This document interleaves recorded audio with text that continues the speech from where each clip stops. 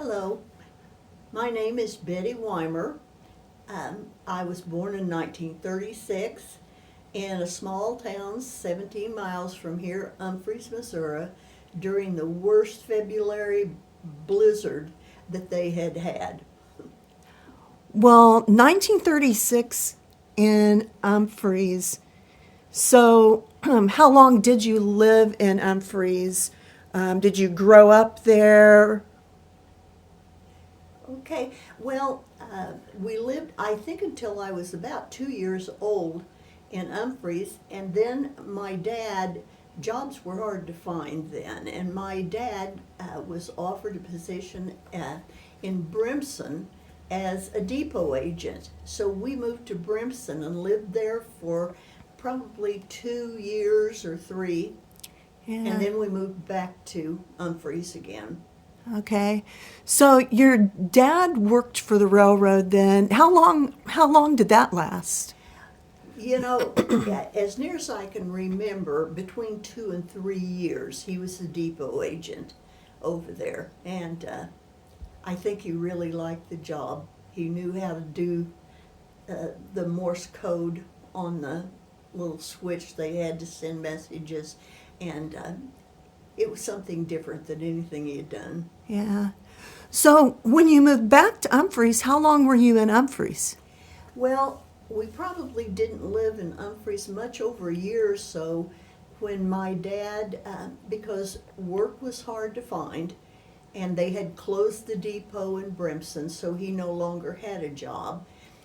And he decided to go with friends to California because there was lots of defense work out there. So he went out in 1940, and my mother and I went out in January of 1941. Okay. Well, who were there other families that were also going from this area out to California at that time? I know of three families that we, visited with and everything. Leland George family is the one my dad went out and stayed with and got the job. That's the family that had been already out there.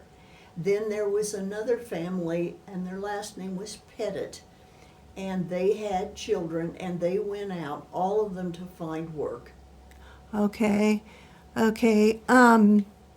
So in California, who was your dad working for?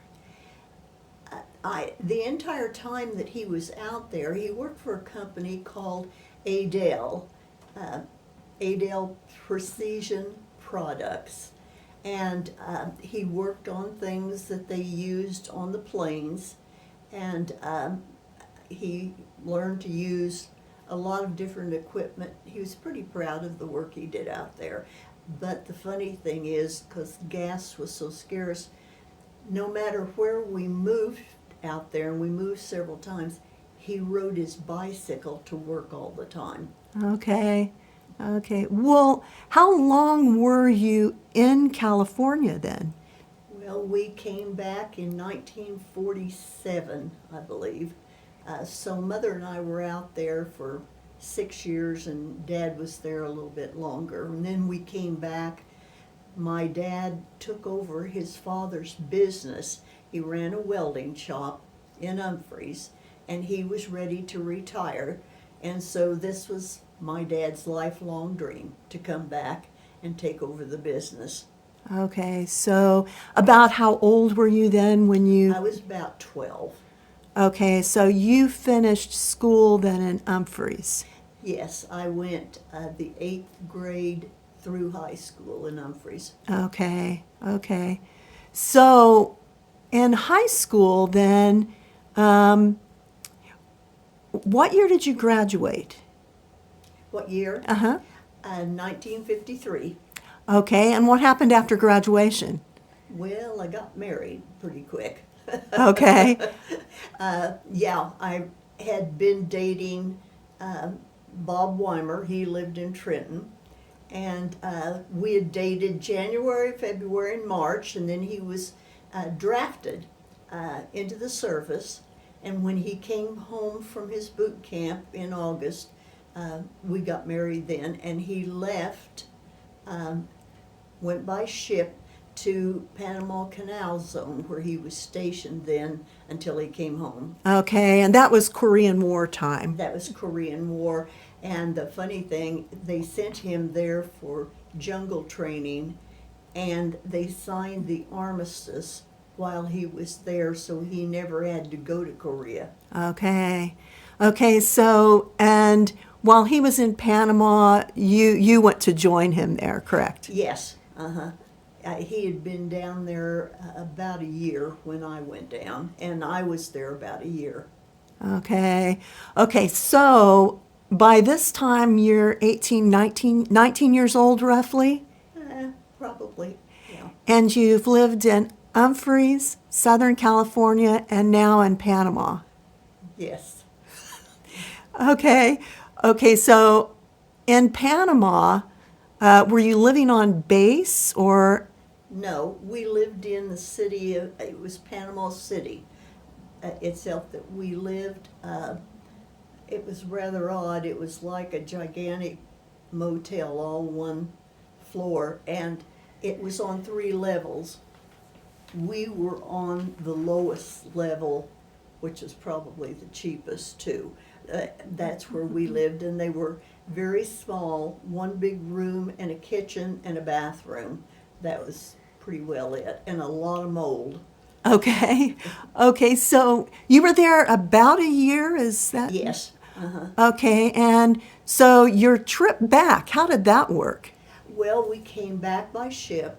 The Army came in and packed all of our stuff, and we came up through the zone and out to Colon, which was on the Atlantic side, and took a ship then back to New York City, where Bob was mustered out. But our trip back, we hit the tail end of a hurricane, and it was pretty rough. They had to string ropes across any walking space so you had something to hang on to.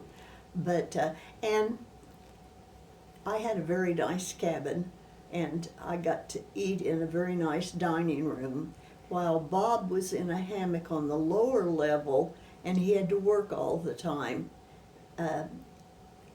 He came back as a PFC. If he had made sergeant, why, it would have been different. Okay.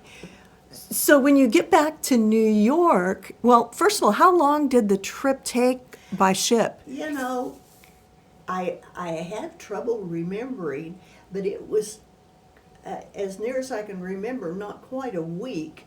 But we were in Puerto Rico in the bay there for 1 day. We stayed, and we're allowed to go on shore and shop and look around, and then came on straight on into New York Okay. from there. So from New York, I'm assuming then you come back to this area. Yes, we were in New York for several days, and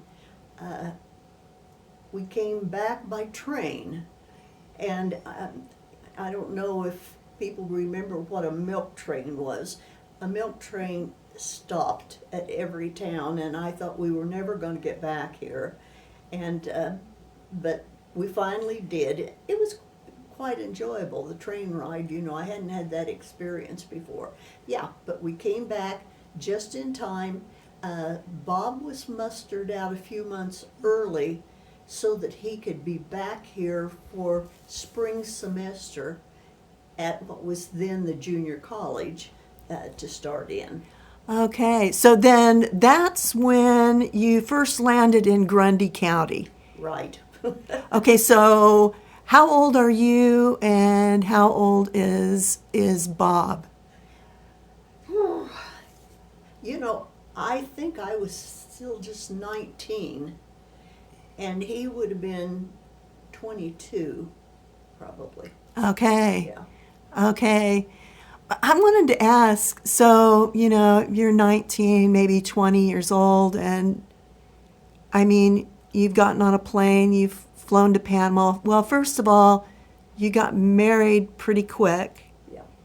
and then you were separated for what, 9 months roughly? Well, actually, it was about a year that he was down there without me. Okay. So, how was that?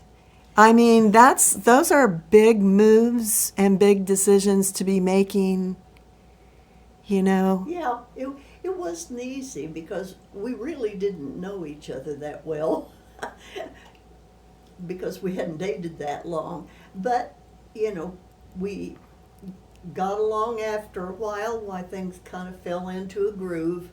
And then we were glad to get back, home again. I'd been kind of homesick. I was an only child, and it's the first time I'd ever been away from my folks for any time at all. And Bob was homesick too. He wanted to get back home. Yeah. Okay, so once you got back to Trenton, and had moved to Trenton, so first of all, where were you living in Trenton when you first moved back? Well, we lived in an upstairs apartment with his sister and brother-in-law. Had a big house out on West 12th, a big 2-story house, and there were 2 apartments upstairs, and Okay. they lived downstairs, and we had one of the apartments, but it was very nice, and we were living with family. It was his sister Lucille, who had married Richard Watkins Dick, Okay. and that's where we lived. Okay, and that is the house that has been a bed and breakfast. Yes, uh-huh. Okay, that big house, it's been listed for sale now for quite some time. So it's still here, it's still in really good shape. Yes, Terry Evans bought it at one time and built onto the back of it, and I'm sure did a lot of work on it. So it looked, really nice. It was always a beautiful house. Yeah. Inside, the rooms were big and the ceilings were high. It was nice. Well, when you first moved back to Trenton, I mean, and you're living in Trenton for the first time, what was your impression of the town in general? What are some of your early memories first moving here of the town? Well, after living in Humphreys, I felt like I was moving to the big city. There was just a lot more business things going on and everything. And I went to work. I had worked for Grundy Electric when they were up close to the downtown area before I left to go to Panama. And then when I came back, I was offered a job and went back to work for them again. So Bob was going to school, and he was working at the dry cleaners in his off hours. And he also went to work later on for Nate Steen. He was one of Steen's boys, and he enjoyed that. And then I was back working at Grundy Electric again. Okay. Well, who do you remember, who did you work with at Grundy Electric? And, what are some of the things you remember about working there? Well, I worked for a long time with Maxine Clark, and she graduated with Bob. They were in the same graduating class, but she and I were good friends, and she had gotten married to B.J. Clark, and then I'm thinking I worked with Elaine Ferguson, who was married to Herbie Ferguson. She was there. And then there were a lot of guys, linemen that I worked with. I remember Bob Haig ran the inside office and directed, the work of the linemen. Those were, some of the people I can remember. Okay. So, how long did you work at Grundy County Electric, and why did you leave there? Well, I worked until it would have been 1956 for them, because I was pregnant then with my first baby. And Elaine Ferguson had worked there until her first baby, and she had stayed until just a few days before the birth. And so I got fired after 4 months for being pregnant because they didn't want to run any chances that another baby might be born, maybe at work. So anyway, I was without a job and stayed home all summer and watched soap operas. Oh, geez. So, okay. So that's one of the kinds of things that would never happen now. It wouldn't happen now, no.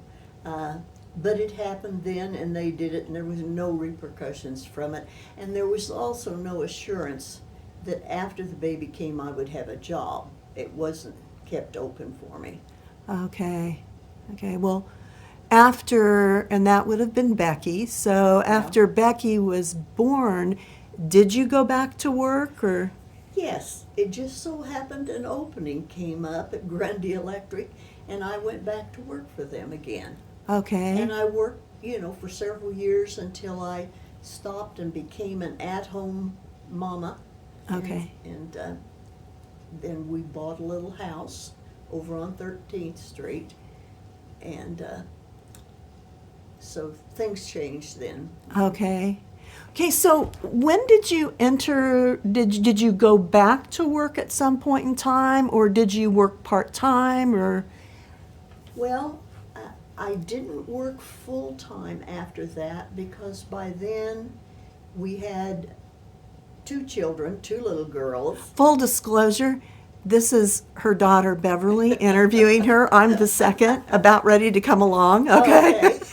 So the first one was Becky, and then there was Beverly, and I was still a stay-at-home mom, but at that time I went to work for Nate Steen, his tailor, and I can't remember the man's name. He was very nice, and he gave me lots of tips on how to be Nate's tailor.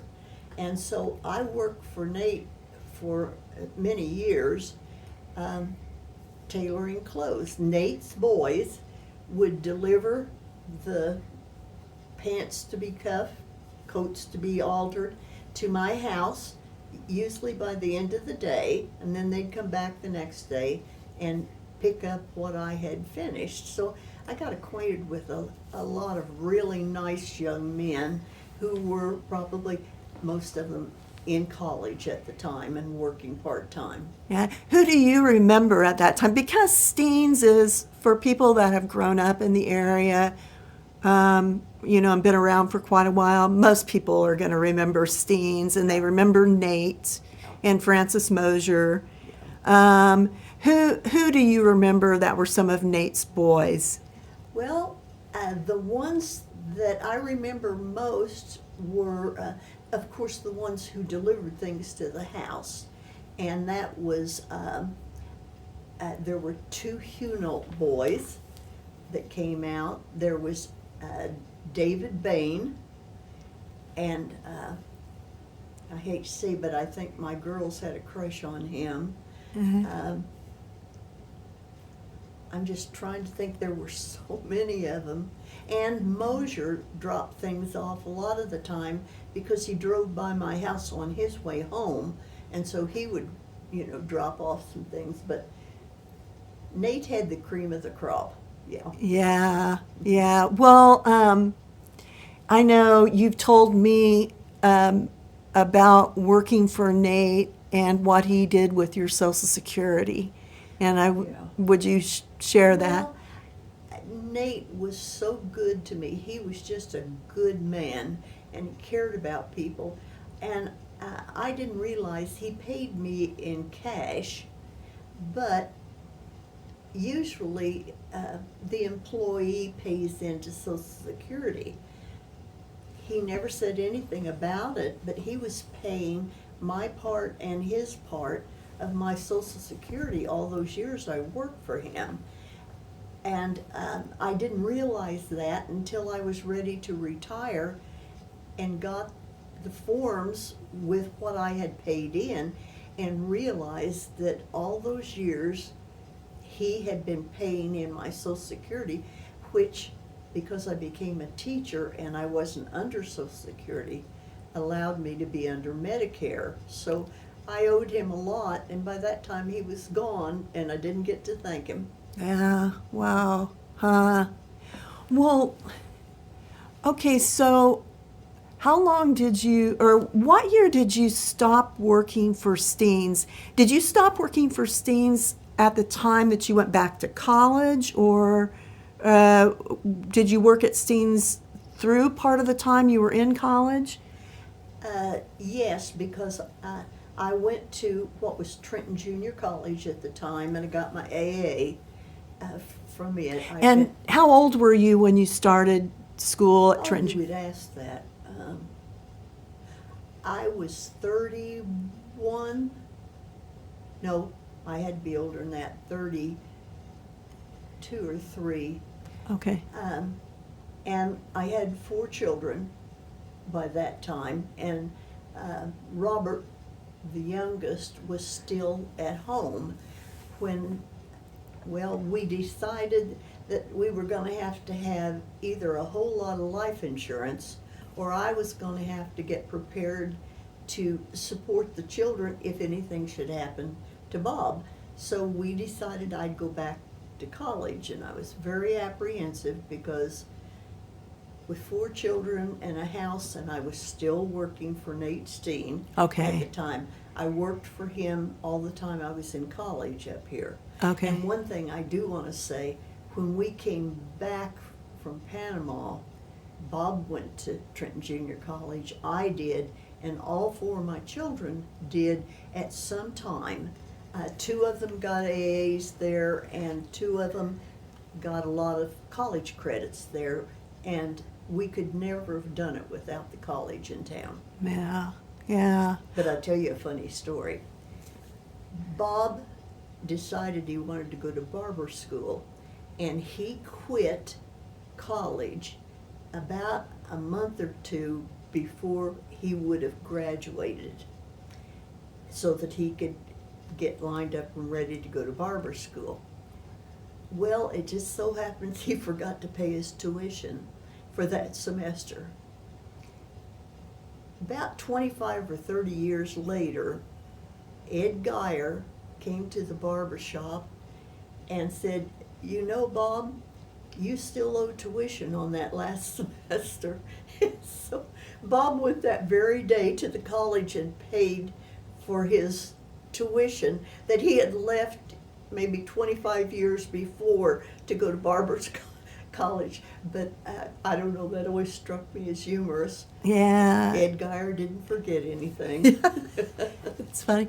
Well, okay, so timeline-wise, Bob, Dad, he had been barbering for some years then before you guys made the decision to go back to college. Yes, at that time, he had finished barber school, Muller's Barber School in Kansas City, and he came back and he had to have 6 months of apprenticeship with a licensed barber. So he went to Spickert for 6 months and barbered with Artie Hall, and then, finished up, he got his license then, and then came to Trenton. And the first place that he barbered in Trenton was downstairs at the Wheel, right at the stoplight in downtown Trenton. So he barbered down there for several years. Had different barbers in there with him. But he was there until finally he moved uptown at 5 Points. Okay, so when he moved to 5 Points, who was in that shop? And a lot of people probably they may not be aware that, where is it, Sesquicentennial Park? It's Centennial Park, okay. where that was all downtown buildings that burned. Bob had already retired and had rented his barber shop to another young barber, and when it burned then, they made the park at that time, but in that shop, it was the 5 Points Barber Shop at that time, and there was Fontabana was in there. He had been in before. Jerry Roberts. Jerry Roberts was in there, and Bob was in there, and Fontabana was the third barber in there at that time. The other men had retired, but Fauna stayed on, part-time. Okay. Okay, so the barber shop, just to maybe clear it up if some people don't know, it was right on the corner where the park was at. Yes. And next door to the barber shop, what I remember is Eleanor's Flowers. Eleanor's Flower Shop, and it was a very busy concern. Eleanor was a wonderful woman, and they had a basement under that where she kept her flowers in a cooler and did arrangements, but they had a big floral business there.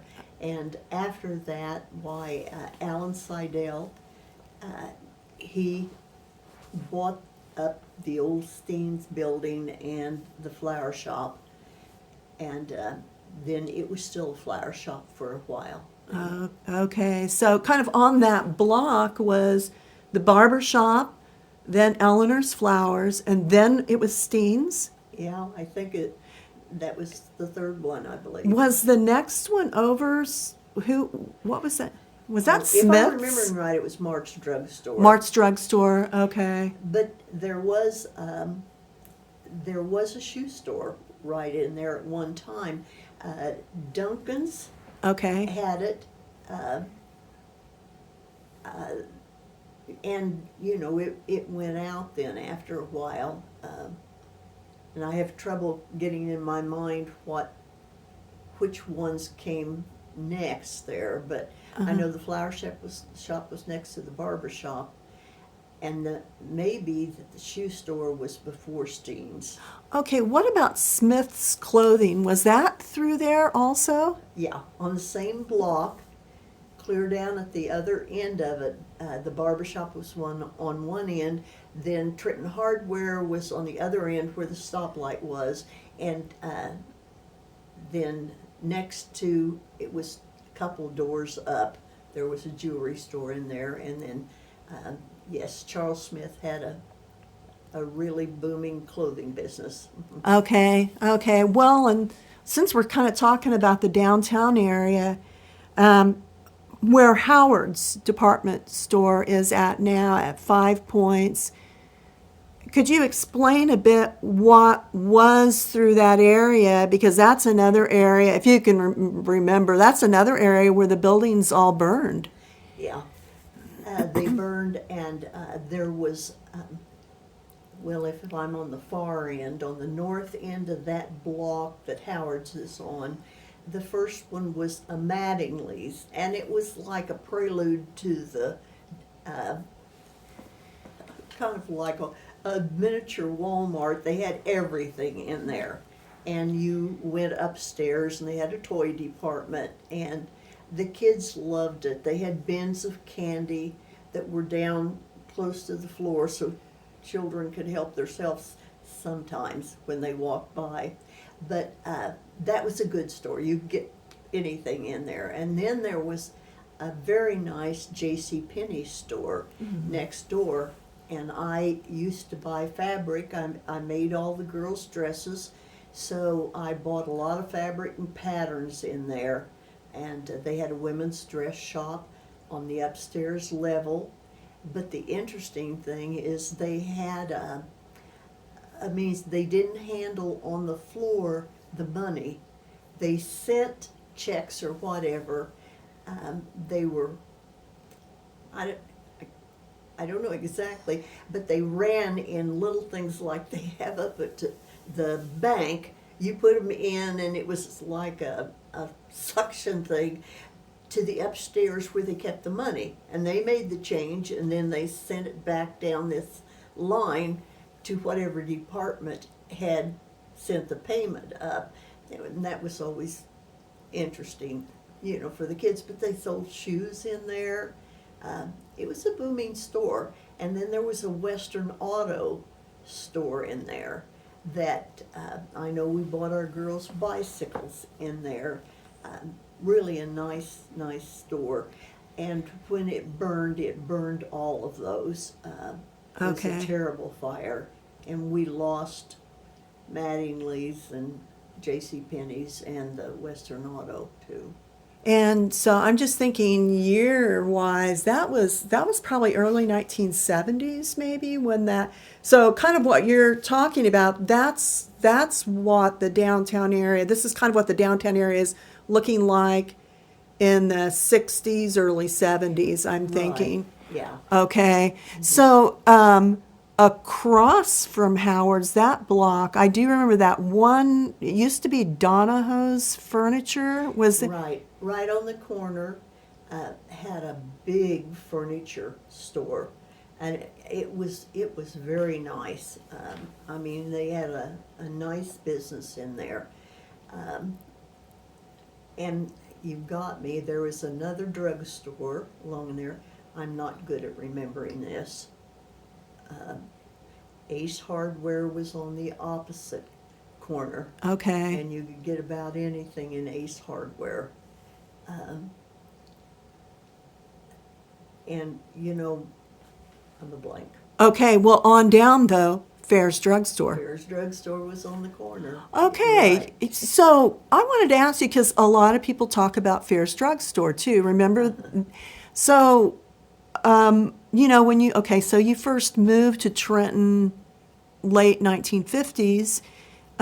What are your earliest memories of Fair's Drugstore and what that was like? It was wonderful because they had a soda fountain, and you could get banana splits, and you could get, you know, floats, all kinds of things. But it enlarged later on and took another space north of there, and then opened up a lunch counter in there, and they enlarged everything that they had in Fair's Drugstore. Had a pharmacy. There was a small, it was a street front business that was right in that drugstore called the Jewel Box, so they had a little jewelry store in there. Okay. I think at one time we had 3 jewelry stores in town. Wow. Well, and then if you go on down from Fair's Drug, then you bump into the college. And Right. in that era, am I correct, was it just one building, the college? Yes.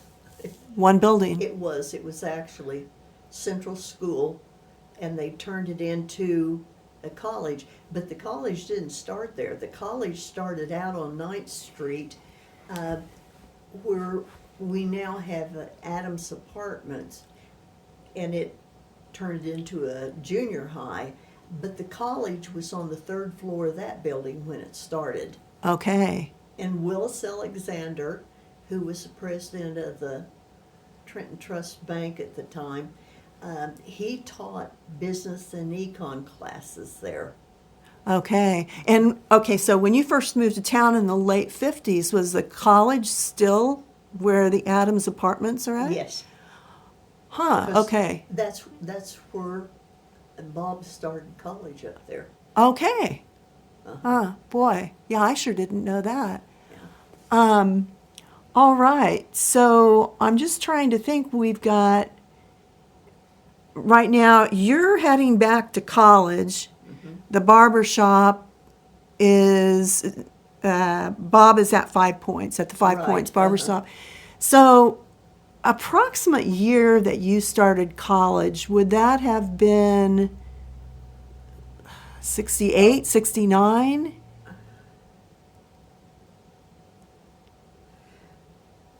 Well, I'm not sure. Okay. I was 32. Okay. All right. So, yeah, Robert was pretty young. He was young. Okay. We had to have a babysitter for him. Okay. Yeah. All right. So, and that's interesting because what were the feelings about women going to college when, for example, when you got out of high school? Did very many women go to college that you're aware of? Yeah, a lot of them went to college, and I was supposed to. I had a scholarship and should have gone, but I decided maybe I wanted to get married instead, Uh-huh. so I didn't. But yeah, I started back. I was, I think, around 32, Okay. something like that. Okay. And then I know that I finished in December of '74 is when I graduated. Okay. And you graduated from what was Northeast, Right. Yeah. that later to become Truman. Yeah. Yeah. Okay. So I wanted to ask at that period of time, were there some women that were kind of like you, that were going back to college a little later in life? Yeah, there were several. Donna Ashenfelder was in the junior college at the same time I was, and she also became a teacher at Rissler. We both were teachers at Rissler. Okay. And there had been others before me. I know there was a woman who drove commuted each day from Chillicothe, and she had, had a family and was coming back for the first time too. So the wonderful thing about the college is when you've been out of school for quite a while and you're uncertain as to if you're going to be able to handle it, the college is a wonderful place to go in and get your feet wet and see, can I do this or can I not? Yeah. And then you find out whether you need to go on with it Mhm. and get a degree or whether you need to stop. And so it's a wonderful opportunity for people locally. Yeah. Who were some of your memorable teachers? Whew. Oh, Gloria Carpenter was one of the best. I had English classes with her, and she was a wonderful teacher. I loved the psychology and sociology classes. This was a young man, his name was Roger Pigg, and after I left the college, I heard that he changed his last name to Page. I'm sure he took a lot of kidding with the name Pig. Tom Brown, I don't know how many classes I had with him. I had a lot. I'll not be able to think of everybody, but I had. Yeah. Well, what was your declared major then? Right there was get my AA. Uh-huh. The declared measure, when I transferred to Kirksville, it was elementary education. Okay. Yeah. So you were getting set up to be a teacher then? I was set up to be a teacher, and actually I should say education, because I wanted to be a high school English teacher, and I changed my mind before transferring to Kirksville.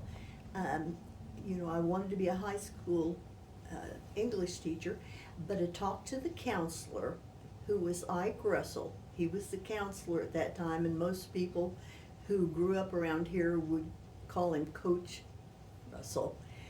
But he gave me some really good advice. He said that there would be a lot more openings here in town for an elementary teacher than there would be for a high school teacher, because he says when they teach in high school, they stay till they retire. And of course that's changed quite a little bit now. So, I was happy with the change. Went over to Kirksville for elementary ed. Okay. So just to kind of with regard to education, skip ahead just a little bit.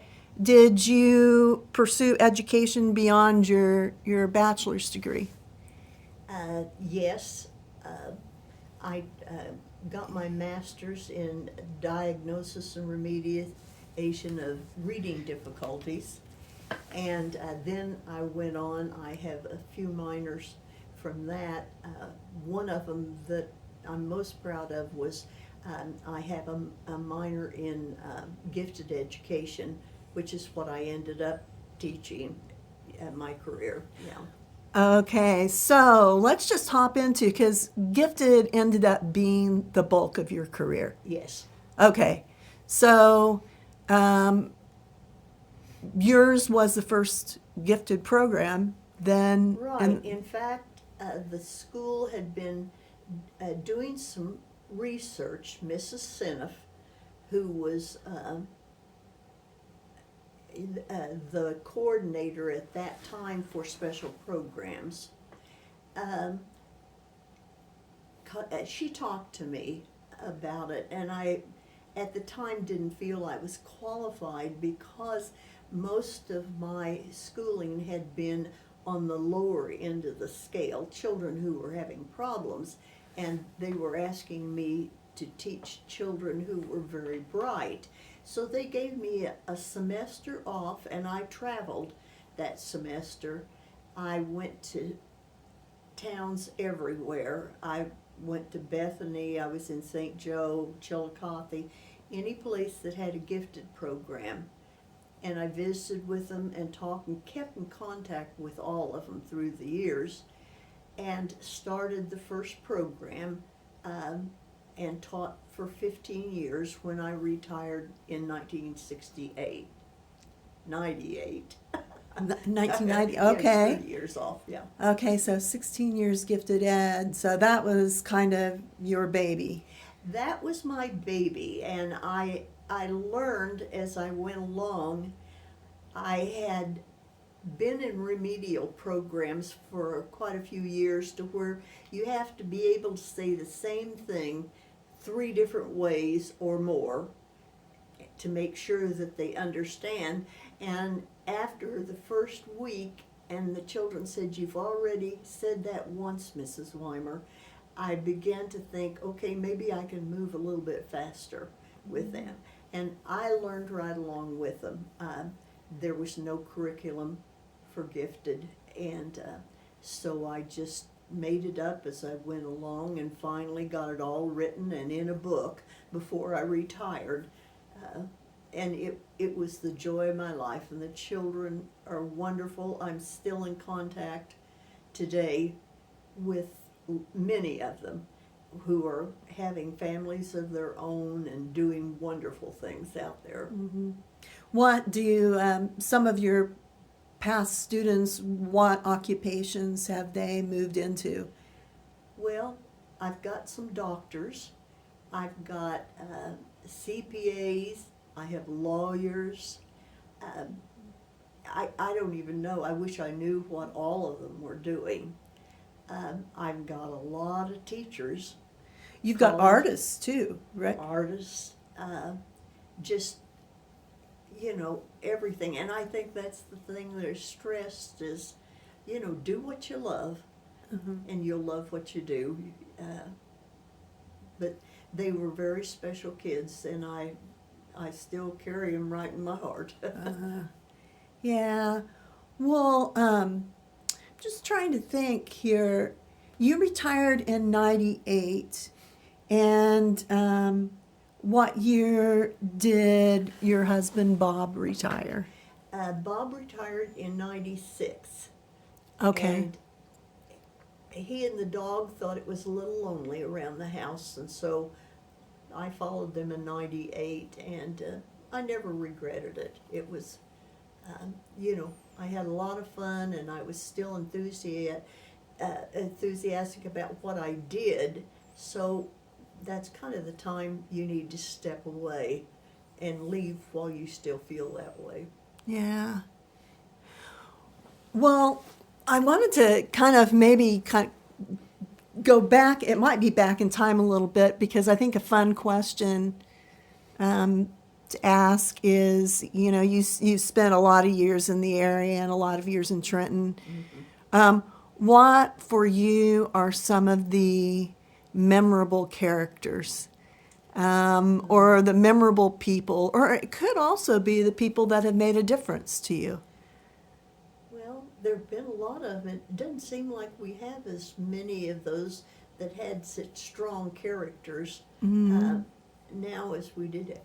I loved Leonard Lame.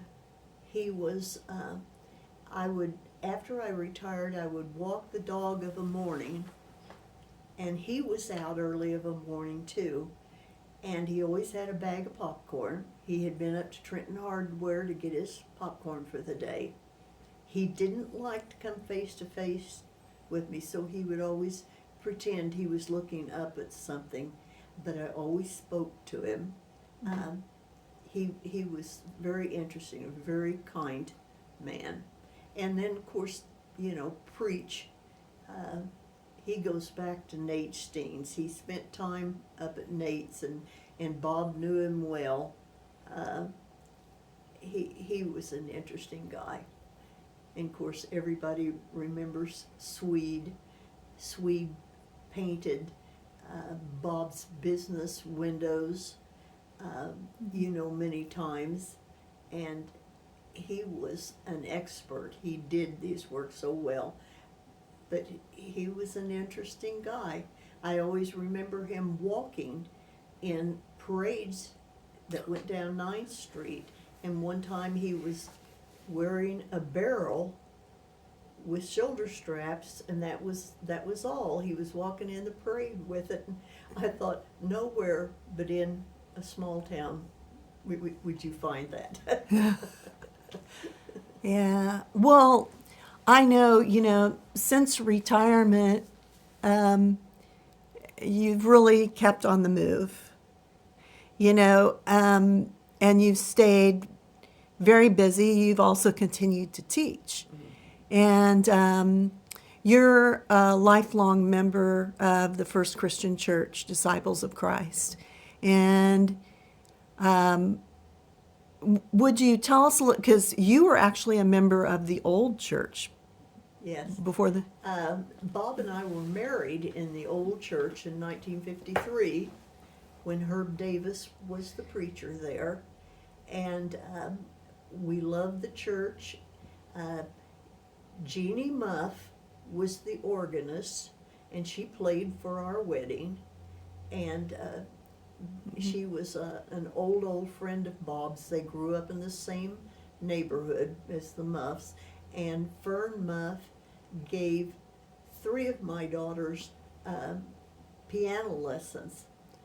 She was very good to them. But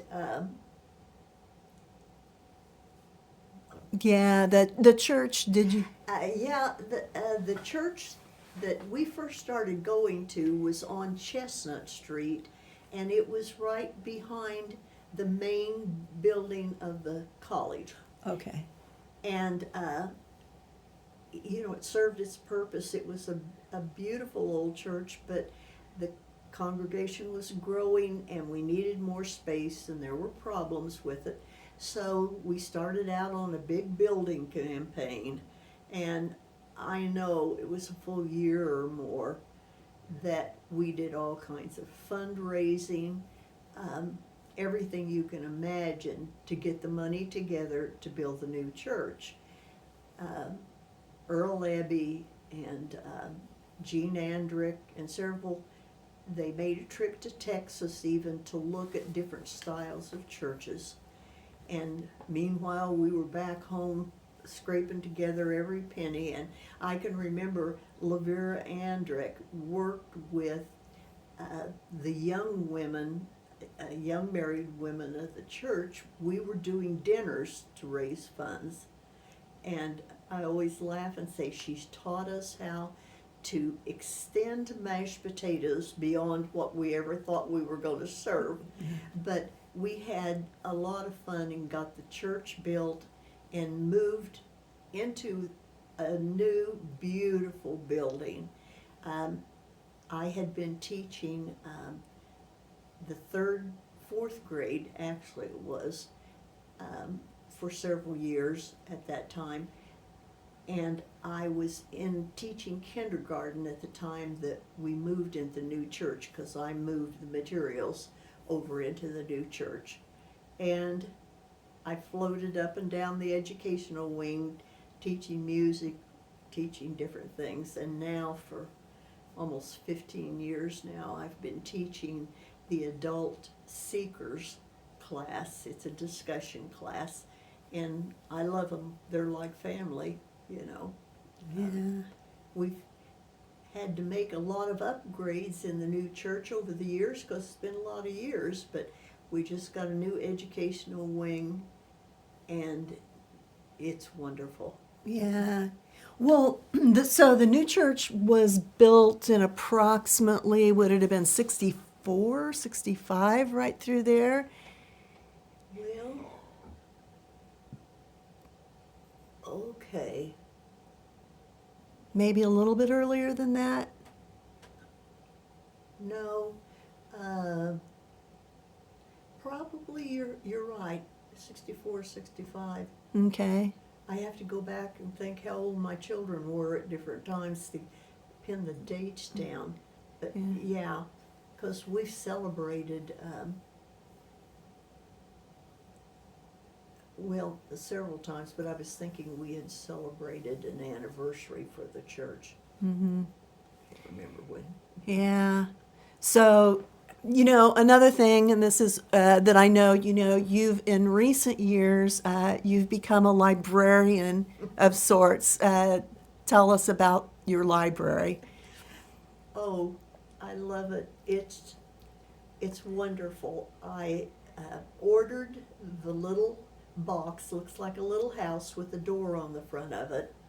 And Gib Ray and his dad came over and set the pole in the ground and mounted the library for me.